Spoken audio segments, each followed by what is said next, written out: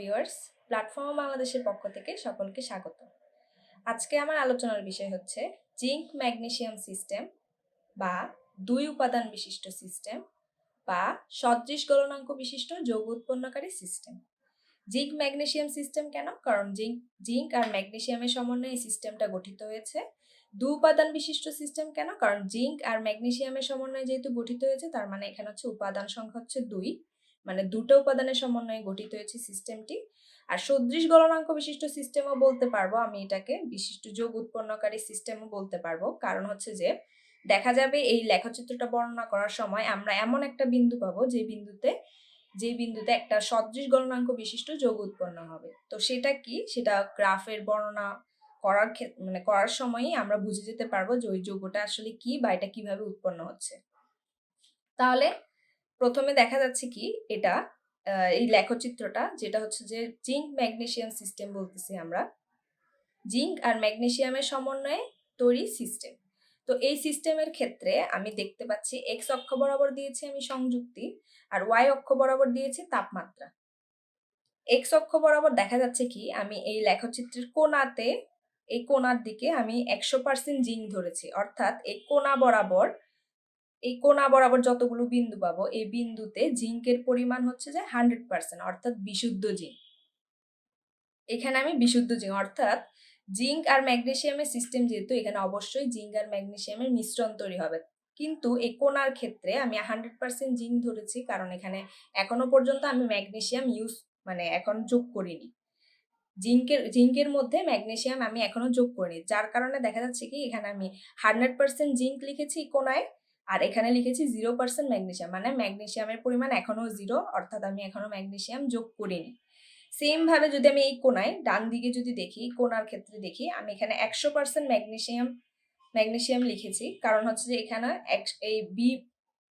এই কোণা বরাবর ডান দিকে এই বি বিন্দু বরাবর যে আমি রেখাটা দেখতেছি, এই বিন্দুতে আমি এই রেখাগুলোতে যতগুলো আমি বিন্দু পাবো ওই বিন্দুতে ম্যাগনেসিয়ামের পরিমাণ হচ্ছে 100%, কারণ এখন আমি ম্যাগনেসিয়ামের মধ্যে জিঙ্ক যুক্ত করিনি, যার কারণে জিঙ্কের সংযুক্তে আমি এখানে দেখাচ্ছি কি 0%, অর্থাৎ আমি এখানে জিঙ্ক এখনো যুক্ত করিনি। তাহলে এই কোণায় জিঙ্ক হচ্ছে যে 100%, আর এখানে এই কোণা হচ্ছে ম্যাগনেসিয়াম হচ্ছে যে 100%। এখন আমি বাম দিক থেকে এই গ্রাফটার বর্ণনা শুরু করব। তো বাম দিক থেকে দেখা যাচ্ছে কি, আমি এখানে এ বিন্দু দেখতেছি। তো এ বিন্দুটা কি আসলে, আমি এখানে লিখে রেখেছি এ বিন্দুটা হচ্ছে বিশুদ্ধ জিঙ্কের গলনাঙ্ক বিন্দু।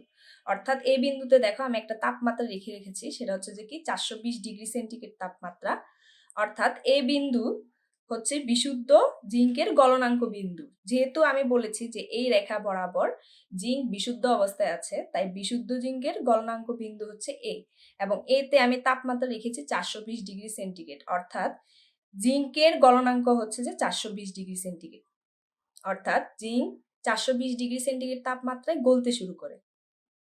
অর্থাৎ 420°C তাপমাত্রা আমি যদি উপরে যাই, তার মানে জিঙ্কটা থাকবে তরল অবস্থায়, কারণ 420°C তাপমাত্রা থেকে ও জিঙ্কটা কি করে, গলতে শুরু করে। তাহলে এই বিন্দুটা কি, বিশুদ্ধ জিঙ্কের গলনাঙ্ক বিন্দু। সেম ভাবে যদি আমি বি এর ক্ষেত্রে চিন্তা করি, এই রেখা বরাবর আমি আগেই বলেছি এখানে 100% ম্যাগনেসিয়াম আছে, অর্থাৎ এখানে বি বিন্দুটা নির্দেশ করতেছে কি ম্যাগনেসিয়ামের, বিশুদ্ধ ম্যাগনেসিয়ামের গলনাঙ্ক বিন্দু। বিশুদ্ধ কেন? কারণ এখানে 100% আছে ম্যাগনেসিয়াম, এখনো আমি জিঙ্কটা যুক্ত করিনি। তো বিশুদ্ধ ম্যাগনেসিয়ামের গলনাঙ্ক বিন্দু হচ্ছে বি, যেখানে আমি তাপমাত্রা লিখেছি কি 650°C তাপমাত্রা, অর্থাৎ ম্যাগনেসিয়ামের গলনাঙ্ক হচ্ছে 650°C তাপমাত্রা, অর্থাৎ এই তাপমাত্রায় ম্যাগনেসিয়াম গলতে শুরু করে। তো 650°C তাপমাত্রায় উপরে 650°C তাপমাত্রার উপরে নিশ্চয়ই কি হবে, ম্যাগনেসিয়ামটা তরল অবস্থায় থাকবে, কারণ 650°C তাপমাত্রা থেকেই তো ম্যাগনেসিয়াম গলা শুরু করে। তাহলে 420°র উপরে জিঙ্কও তরল অবস্থায় থাকে, আর 650°র উপরে ম্যাগনেসিয়ামও তরল অবস্থায় থাকে। তাহলে জিঙ্ক আর ম্যাগনেসিয়াম তরল অবস্থায় থাকে, এর জন্য একটা মিশ্রণ তৈরি করে, এবং এটা আমি লিখেছি দশাটা কি তরল, অর্থাৎ এই এলাকা বরাবর জিঙ্ক আর ম্যাগনেসিয়াম তরল অবস্থায় থাকে। ঠিক আছে, এখন আমি কি করব, এ বিন্দুতে, যেহেতু এটা জিঙ্ক আর ম্যাগনেসিয়ামের সিস্টেম, আমি কি করব, এ বিন্দুতে আস্তে আস্তে ম্যাগনেসিয়াম যুক্ত করতে থাকবো। তাহলে যেহেতু এ বিন্দুতে আমি যোগ করতে থাকবো ম্যাগনেসিয়াম, তাহলে দেখা যাবে কি আস্তে আস্তে এর সংযুক্তি মানে জিঙ্কের সংযুক্তি কমতে থাকবে। এই সংযুক্তিটা আস্তে আস্তে কমতে থাকবে। কেন? কারণ হচ্ছে যে যেহেতু আমি দেখতেছি যে এখানে তোমার দেখো 100% জিঙ্ক আছে, 100% জিঙ্ক আছে এই কোণা বরাবর। এখন এই কোণা থেকে মানে এই বাম দিক থেকে আমি যতই ডান দিকে যাব, তোমার কি জিঙ্কের পরিমাণ সংযুক্তির পরিমাণ হচ্ছে আস্তে আস্তে কমতে থাকবে, তবে ম্যাগনেসিয়ামের পরিমাণ হচ্ছে 0% থেকে আস্তে আস্তে বাড়তে থাকবে। কেন? কারণ আমি আস্তে আস্তে ম্যাগনেসিয়ামের পরিমাণ বাড়াচ্ছি, মানে আস্তে আস্তে ম্যাগনেসিয়াম যোগ করতেছি। সেজন্য মিশ্রণের পুরো মানটা হবে যে তোমার মিশ্রণের পুরো মান হবে সংযুক্তি থাকবে যে 100%। এখন আমি যেহেতু ম্যাগনেসিয়ামের পরিমাণ আস্তে আস্তে বাড়াচ্ছি, তাহলে অবশ্যই এর পরিমাণ মানে জিঙ্কের পরিমাণটা অবশ্যই কি করতে হবে, আমাকে কমাতে হবে সংযুক্তিটাকে ঠিক রাখার জন্য। তাহলে আমি মনে করো 5% 0% ছিল হচ্ছে যে এই এখান থেকে কোণা থেকে 0% ছিল যে ম্যাগনেসিয়াম, 0% ম্যাগনেসিয়াম ছিল। এখন আমি 5% করে দিছি, এটা ম্যাগনেসিয়ামের পরিমাণ করে দিচ্ছি আমি 5%। তাহলে অবশ্যই তোমার কি জিঙ্কের পরিমাণ কমে গিয়ে হতে হবে 100% থেকে কমে যেয়ে হবে যে কি 95% জিঙ্ক। অর্থাৎ কি হলো, জিঙ্কের শতকরা সংযুক্তি কমে গেল আর ম্যাগনেসিয়ামের শতকরা সংযুক্তি আমি বাড়াচ্ছি, কারণ ম্যাগনেসিয়াম আমি কি করতেছি এই বিন্দুতে আস্তে আস্তে যোগ করতেছি। তাহলে যেহেতু জিঙ্কের শতকরা সংযুক্তি কমে গেছে, তাহলে দেখা যাবে কি হুট করেই এটার প্রভাবের কারণে আস্তে আস্তে এর গলনাঙ্ক মানে হচ্ছে যে জিঙ্কের গলনাঙ্কটা আস্তে আস্তে কমতে থাকবে, তাপমাত্রা কমতে থাকবে। তো যেহেতু তাপমাত্রা তোমার কি গলনাঙ্ক কমতে থাকবে, তাহলে আস্তে আস্তে তোমার কি হবে, জিঙ্কটা যে তরল অবস্থায় ছিল সেটা থেকে আস্তে আস্তে 420°C তাপমাত্রা আস্তে আস্তে নিচে নিচে নামতে থাকবে, এবং তোমার কি হবে দেখা যাবে কি জিঙ্কটা তরল অবস্থা থেকে আস্তে আস্তে আস্তে আস্তে কঠিনে পরিণত হচ্ছে। অর্থাৎ আমি যদি এখানে সংযুক্তি কি করি, জিঙ্কের সংযুক্তি কমাই অর্থাৎ ম্যাগনেসিয়ামের সংযুক্তি বাড়াই, তখন দেখা যাবে কি নিচে নেমে আসতেছে গলনাঙ্কটা, জিঙ্কের গলনাঙ্কটা নিচে নেমে আসতেছে। আবার এই বিন্দু থেকে যদি আমি আরো কিছু, কারণ এই পাশে যতই যাচ্ছি ম্যাগনেসিয়ামের জিঙ্কের পরিমাণ কিন্তু কমতেছে আর ম্যাগনেসিয়ামের সংযুক্তি কিন্তু আস্তে আস্তে বাড়তেছে। তো এদিকে যাওয়া মানে হচ্ছে কি জিঙ্কের পরিমাণ আস্তে আস্তে কমতেছে, হ্রাস পাচ্ছে। তাহলে আমি জিঙ্কের পরিমাণ যেই কমাচ্ছি আর ম্যাগনেসিয়ামের পরিমাণ যেই বাড়াচ্ছে আরো বেশি নিচে নেমে আসতেছে রেখাটা, অর্থাৎ গলনাঙ্ক আস্তে আস্তে আস্তে আস্তে কমতে আসতেছে, কমে আসতেছে। তো এখন দেখা যাবে যে এই যে বিন্দুগুলো আমি পাচ্ছি এই বিন্দুগুলো মিলেই একটা আমি রেখা পাবো। এই রেখাটাকে বলতেছে যে কি জিঙ্কের গলনাঙ্ক রেখা। অর্থাৎ মানে জিঙ্কটা আস্তে আস্তে তোমার কি আস্তে আস্তে গলতে গলতে কঠিন হতে হতে, যেহেতু তাপমাত্রা তোমার কি হচ্ছে আস্তে আস্তে আস্তে আস্তে কমে যাচ্ছে, তার মানে অবশ্যই তরল থেকে এটা যেহেতু তাপমাত্রা কমে যাচ্ছে জিঙ্কটা তরল অবস্থা থেকে কঠিন অবস্থা রূপে কি হবে আলাদাভাবে পৃথক হয়ে যাবে।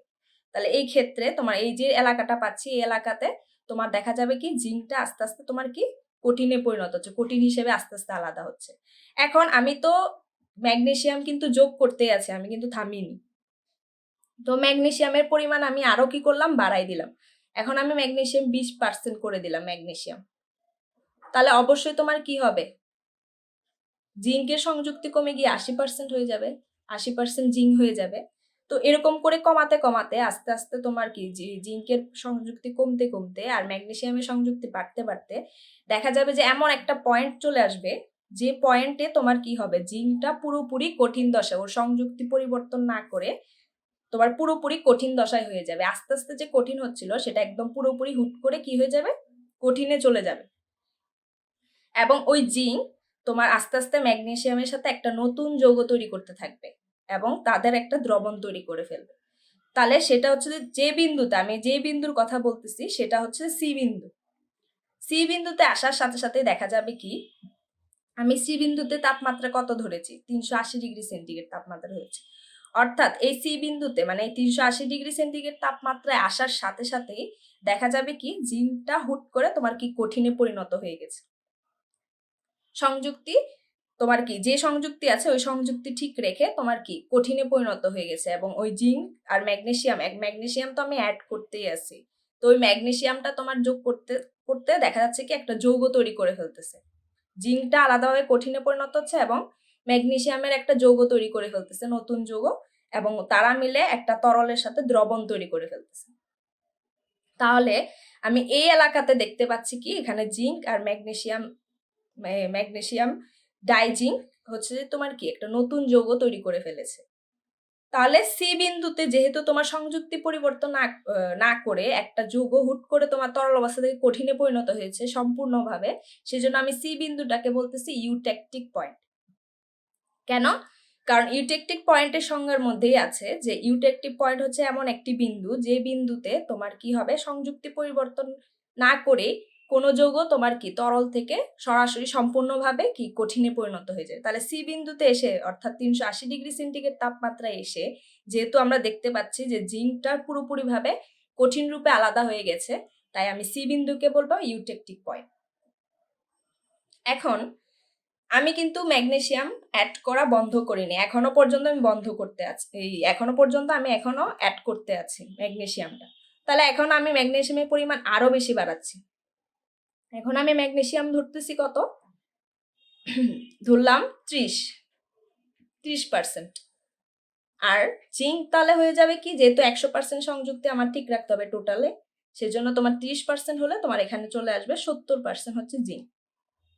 তাহলে আরো বেশি আমি যেহেতু ম্যাগনেসিয়ামের পরিমাণ বাড়াচ্ছি, তখন দেখা যাবে কি আস্তে আস্তে ম্যাগনেসিয়ামের পরিমাণ বাড়ালে এটা হচ্ছে যে আস্তে আস্তে এমন একটা বিন্দুতে গিয়ে পৌঁছাবে যেটা এই যে এখানে যে আমি কি জিঙ্ক আর ম্যাগনেসিয়াম ডাইজিঙ্কের একটা যে দ্রবণ পেয়েছি, ওই দ্রবণ থেকে যে নতুন, এটা তো নতুন সৃষ্ট যৌগটা, এই নতুন সৃষ্ট যৌগটা কি হবে সম্পূর্ণরূপে আলাদা হয়ে যাবে, এমন একটা পয়েন্ট আসবে, সম্পূর্ণরূপে আলাদা হয়ে যাবে। এবং ওই যৌগটার ক্ষেত্রে একটা স্পেশাল জিনিস দেখা যাবে, একটা বিশেষ জিনিস দেখা যাবে, সেটা হচ্ছে কি দেখা যাবে যে ওই যৌগটার মানে জিঙ্ক আর ম্যাগনেসিয়ামের সমন্বয়ে গঠিত হয়েছে, তো তাহলে ওই যৌগটার একটাই সংযুক্তি, একই রকমই সংযুক্তি দেখাবে। এবং ওই যে ওই কোন কোন তাপমাত্রায় দেখাচ্ছে সেটা হচ্ছে যে তোমার ধরলাম 590°C তাপমাত্রা, ওই 590°C তাপমাত্রায় আসার সাথে সাথে যে আমি ম্যাগনেসিয়ামের পরিমাণ আস্তে আস্তে বাড়াতে থাকবো, যখন তোমার 590°C তাপমাত্রায় আসবে, এটাকে আমি ডি দিয়ে চিহ্নিত করেছি, অর্থাৎ ডি বিন্দুতে যেই মাত্র আসবে এই নতুন যৌগটা তোমার দ্রবণ থেকে আলাদাভাবে পৃথক হয়ে নতুন যৌগ রূপে থাকবে, এবং এই যৌগটাই হচ্ছে যে সদৃশ গলনাঙ্ক বিশিষ্ট যৌগ।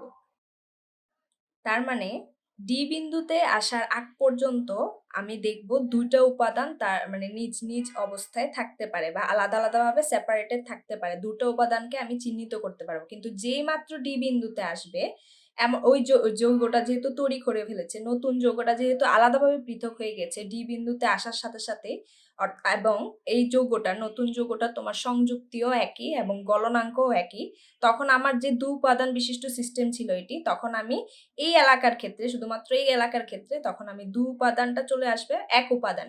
কারণ এই উপাদানটা মানে এখানে যে আমি একটা মাত্রই যৌগ দেখতে পাচ্ছি, মানে এই এলাকাটা গঠিত হয়েছে এই শুধুই নতুন যৌগটা দিয়েই তৈরি হয়েছে, তাই এখানে আমি উপাদান দুই না বলে উপাদান বলবো যে এক, অর্থাৎ দুই উপাদান বিশিষ্ট সিস্টেম এক উপাদানে পরিণত হয়েছে এই এলাকা বরাবর, সিডিই এলাকা বরাবর।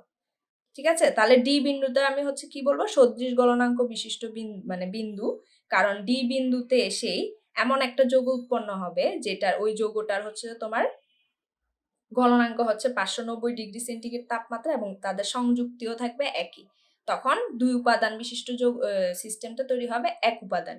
তাই ডি একটি সদৃশ গলনাঙ্ক বিন্দু এবং ম্যাগনেসিয়াম ডাইজিঙ্ক হচ্ছে মানে এই নতুন যৌগটা হচ্ছে সদৃশ গলনাঙ্ক বিশিষ্ট যৌগ, অর্থাৎ ডি বিন্দুতেই আমরা সেই নতুন সদৃশ গলনাঙ্ক বিশিষ্ট যৌগ উৎপন্ন হতে দেখি, অর্থাৎ ও আলাদাভাবে একদম এই দ্রবণ থেকে পৃথক হয়ে আলাদাভাবে যৌগ উৎপন্ন করে নিজে স্বাধীনভাবে থাকে। ঠিক আছে, তো আমরা বাম দিক থেকে এই গ্রাফটা বর্ণনা করে এসেছি। এখন আমি যদি ডান দিক থেকে একইভাবে চিন্তা করি, তাহলে বি রেখা বরাবর আমি জানি যে ম্যাগনেসিয়াম আছে কি 100%। এখন আমি সেম ভাবে এ বিন্দুতে যেমন ম্যাগনেসিয়াম যোগ করেছি, বি বিন্দুতে আমি জিঙ্ক যোগ করতে থাকবো আস্তে আস্তে, অর্থাৎ বি বিন্দুতে আমি জিঙ্ক যোগ করতে থাকার মানে কি ম্যাগনেসিয়ামের সংযুক্তি আস্তে আস্তে কমে যাবে আর জিঙ্কের সংযুক্তি আস্তে আস্তে বাড়তে থাকবে। তো যেহেতু তোমার কি এই তোমার কি ডান দিক থেকে বাম দিকে তোমার কি হবে জিঙ্কের পরিমাণ সংযুক্তি বাড়তে থাকবে আর ম্যাগনেসিয়ামের পরিমাণ কমতে থাকবে, সংযুক্তি কমতে থাকবে, তাই আস্তে আস্তে তোমার কি ম্যাগনেসিয়ামের তাপমাত্রাও কমতে থাকবে। আবার আরো যদি তোমার কি বামে যাই, তখন দেখা যাবে কি আরো তাপমাত্রা কমতে থাকবে। এভাবে করে করে যে আমি একটা রেখা পাবো, এই রেখাটা হচ্ছে যে তোমার কি ম্যাগনেসিয়ামের গলনাঙ্ক রেখা, অর্থাৎ 650°C তাপমাত্রার নিচে নিচে আসতে থাকলে তোমার আস্তে আস্তে ম্যাগনেসিয়ামটা তরল অবস্থা থেকে আস্তে আস্তে কঠিনে পরিণত হবে। কেন? কারণ যেহেতু তোমার তাপমাত্রা আমি কমাই দিচ্ছি, কমে যাচ্ছে, সেজন্য তোমার ম্যাগনেসিয়ামটা আস্তে আস্তে কি হবে, কঠিনে পরিণত হবে। এবং ম্যাগনেসিয়াম কঠিনে পরিণত হতে হতে আর জিঙ্কের পরিমাণ বাড়াতে বাড়াতে আস্তে আস্তে এমন একটা বিন্দু পাবো, যে বিন্দুতে ম্যাগনেসিয়ামটা পুরোপুরি তরল অবস্থা থেকে কঠিনে রূপান্তরিত হয়ে যাবে, সংযুক্তি পরিবর্তন না করে।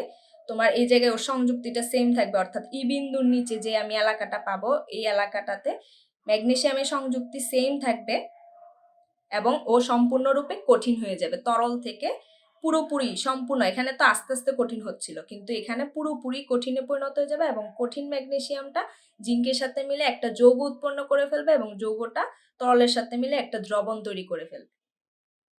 ঠিক আছে, একদম সেম ভাবেই বর্ণনা, শুধু খালি এখানে যে কথা বলবো তার উল্টা কথা এখানে বলবো। মানে ম্যাগনেসিয়ামে আমি জিঙ্ক যোগ করতেছি, তার মানে জিঙ্কের পরিমাণ আস্তে আস্তে বাড়বে আর ম্যাগনেসিয়ামের পরিমাণ আস্তে আস্তে কমবে।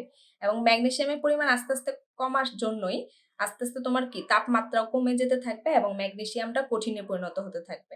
এবং এমন একটা বিন্দুতে এসে আসবে যে ম্যাগনেসিয়াম পুরোটাই কঠিনে পরিণত হয়ে যাবে। তাহলে এই বিন্দুকে বলতে পারি আমরা কি ইউটেকটিক পয়েন্ট। তাহলে ই বিন্দুটাও এখানে হচ্ছে তোমার কি ইউটেকটিক পয়েন্ট, কারণ ই বিন্দুতে এসে ম্যাগনেসিয়াম সম্পূর্ণভাবে কঠিনে পরিণত হয়ে গেছে।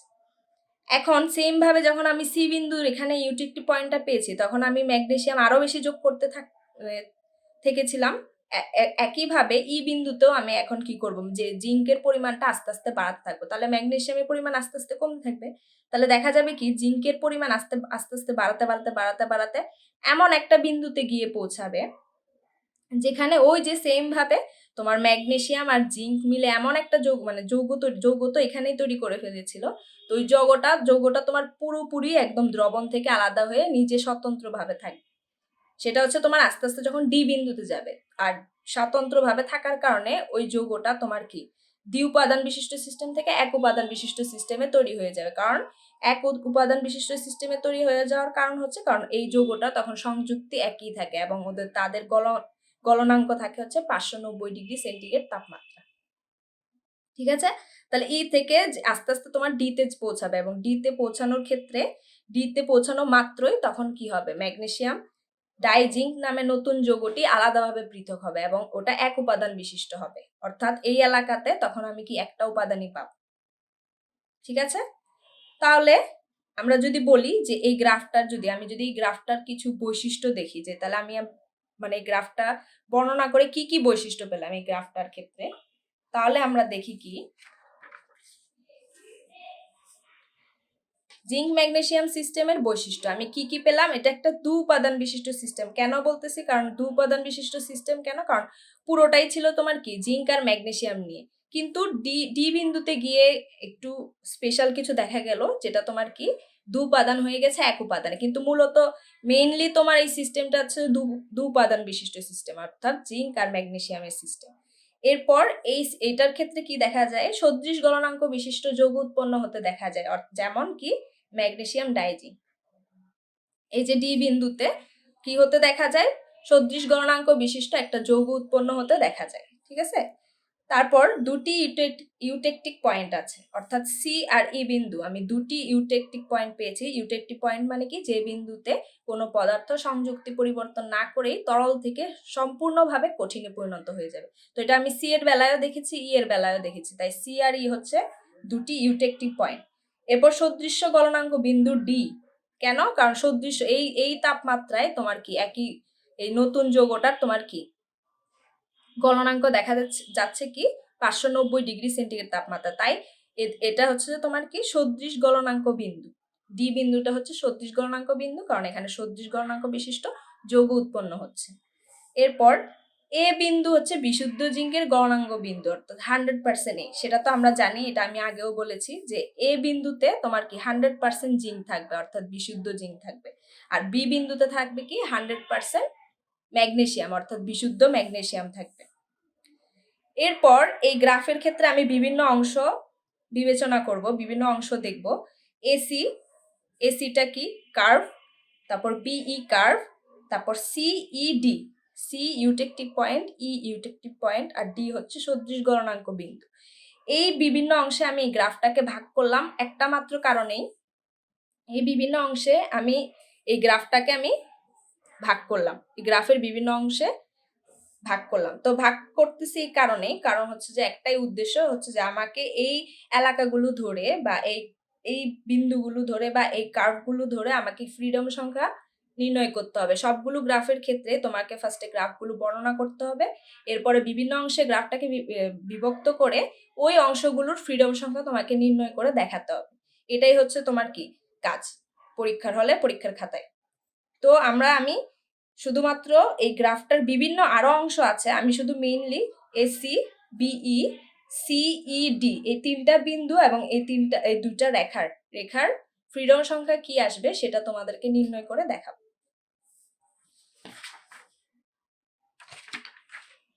তাহলে দেখো, এসি, আমি যদি শুরুতে প্রথমে আসি এসি, এসি বরাবর, এসি রেখা বরাবর যদি আমি ফ্রিডম সংখ্যা, প্রথমে আমি বলে রাখি যে এখানে আমাদেরকে দশা সূত্র ইউজ করতে হবে। তবে দশা সূত্র কি ছিল আমাদের? এফ, দশা সূত্র এফ ইকুয়ালস টু ছিল কি? সি মাইনাস পি প্লাস 2 ছিল। কিন্তু এই সিস্টেমটার ক্ষেত্রে আমি দশা সূত্র ইউজ করব না, ইউজ করব সংক্ষিপ্ত দশা সূত্র।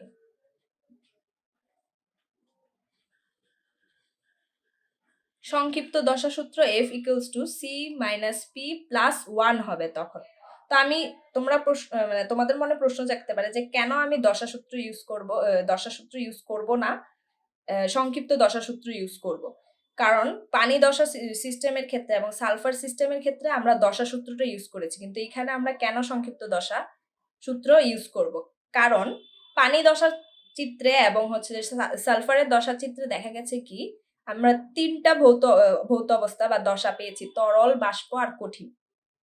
কিন্তু এই গ্রাফের ক্ষেত্রে দেখো আমরা শুধু কঠিন আর তরলেই পেয়েছি, বাষ্পীয় কোনো দশা আছে বাষ্পীয় দশা, কিন্তু আমি বাষ্পীয় দশাটাকে ইগনোর করেছি, আমি বাদ দিয়েছি, বাষ্পীয় দশাটাকে বাদ দিয়েছি। তাই আমি সংক্ষিপ্ত দশা সূত্র আমি ইউজ করব এখানে। এই ক্ষেত্রে ফ্রিডম সংখ্যা নির্ণয়ের ক্ষেত্রে আমি সংক্ষিপ্ত দশা সূত্রটা আমি ইউজ করব, কারণ এখানে আমি বাষ্পীয় দশাটা বিবেচনা করিনি। যদি বাষ্পীয় দশা বিবেচনা না করি তাহলে তখন সংক্ষিপ্ত দশা সূত্র ইউজ করব। ঠিক আছে, তাহলে আমি এই সূত্রটা ইউজ করব। এখন এসি বরাবর যদি আমি ফ্রিডম সংখ্যা নির্ণয় করি তাহলে কি হবে? সি মাইনাস পি প্লাস 1, আগে সূত্রটা লিখে ফেললাম। এরপর সি, যেহেতু এটা একটা দুই উপাদান বিশিষ্ট সিস্টেম, তাহলে অবশ্যই এটা সি এর মান 2 হবে। এখন আসো আমি ফেজ মানে দশা কি কি, এসি বরাবর আমি দশা কি কি পাচ্ছি? এসি বরাবর কঠিন, জিঙ্ক আর এই যে তরল সাম্যাবস্থায় আছে। তাহলে এসি বরাবর কঠিন, জিঙ্ক আর তরল সাম্যাবস্থায় আছে, অর্থাৎ ফেজ হচ্ছে 2 আর প্লাস 1 হচ্ছে সূত্রের। তাহলে আমার ক্যালকুলেশন করে কত আসে? 1। তার মানে এসি বরাবর হচ্ছে আমার স্বাতন্ত্র মাত্রার মান হচ্ছে 1, অর্থাৎ আমি একটা অপেক্ষকের মান যদি আমি পরিবর্তন করি তাহলে সাম্যাবস্থার কোনো পরিবর্তন হবে না, অর্থাৎ এসি বরাবর স্বাতন্ত্র মাত্রা হচ্ছে 1। এখন আমি আরেকটা রেখা বরাবর আমি বিবেচনা করব, সেটা হচ্ছে কি এসিটা চলে গেল, এখন আসলে যে বিই বরাবর আমি ফ্রিডম সংখ্যা বিবেচনা করব। তাহলে বিই বরাবর ফ্রিডম সংখ্যা আমার কি হবে? বিই বরাবর কি হবে? F equals to C minus P plus 1, সংক্ষিপ্ত দশা সূত্র। সংক্ষিপ্ত দশা সূত্র অনুসারে সি তো আমরা জানি দুই উপাদান বিশিষ্ট সিস্টেম যেহেতু, তাই 2 হবে। পি কি হবে? ফেজ কি হবে? বিই বরাবর ফেজ হচ্ছে কঠিন ম্যাগনেসিয়াম আর তরল, কঠিন ম্যাগনেসিয়াম প্লাস তরল। তাহলে দুটা ফেজ, তাহলে 2 প্লাস 1 সেম ভাবে 1 হবে। তাহলে এসি বরাবর আর হচ্ছে যে বিই বরাবর স্বাতন্ত্র মাত্রা বা ফ্রিডম সংখ্যার মান কত হবে সেটা আমরা কি করলাম? বের করে ফেললাম। এসি বরাবর স্বাতন্ত্র মাত্রার মান 1, বিই বরাবর স্বাতন্ত্র মাত্রার মান হচ্ছে 1। তাহলে এসি আর বিই চলে গেল। এখন আমরা বিন্দুগুলো যে স্পেশাল বিন্দুগুলো পেলাম অর্থাৎ সি আর ই পেলাম ইউটেকটিক বিন্দু আর ডি পেলাম সদৃশ্য গলনাঙ্ক বিশিষ্ট সদৃশ্য গলনাঙ্ক বিন্দু। তো এই 3টা বিন্দুর ক্ষেত্রে আমি ফ্রিডম সংখ্যা বের করে দেখাবো। তো সি বিন্দুর ক্ষেত্রে যদি আমরা প্রথমে আসি, f equals to c minus p plus 1, c 2 R phase কি হবে? সি বিন্দুতে ফেজ কি কি আছে? কঠিন জিঙ্ক, এরপর আছে যে তোমার কি ম্যাগনেসিয়ামের এই যৌগটা, মানে কঠিন জিঙ্ক আর ম্যাগনেসিয়াম যৌগের এই দ্রবণটা, আর হচ্ছে যে তোমার কি যৌগটা আছে। তাহলে সি বিন্দু বরাবর আমার সি বিন্দুতে দেখা যাচ্ছে 3টি দশা সাম্যাবস্থায় আছে। কি কি? কঠিন জিঙ্ক, দ্রবণ আর হচ্ছে যৌগ, এই 3টি দশা সাম্যাবস্থায় আছে। তাই আমি পি এর মান ধরবো যে 3 + 1, তাহলে কত হচ্ছে? 0। f equals to c minus p plus 1 সংক্ষিপ্ত দশা সূত্র। এখানে সি এর মান হচ্ছে 2 আর ফেজের মান 3। কেন? কারণ হচ্ছে কঠিন জিঙ্ক, দ্রবণ আর হচ্ছে যে তোমার কি কঠিন জিঙ্ক, দ্রবণ আর হচ্ছে যৌগ সাম্যাবস্থায় আছে। তাই 3টি দশা যেহেতু সাম্যাবস্থায় আছে তাই এখানে স্বাতন্ত্র্য মাত্রার মান আসবে 0। তাহলে সি বিন্দুর ক্ষেত্রে আমরা বের করে ফেললাম।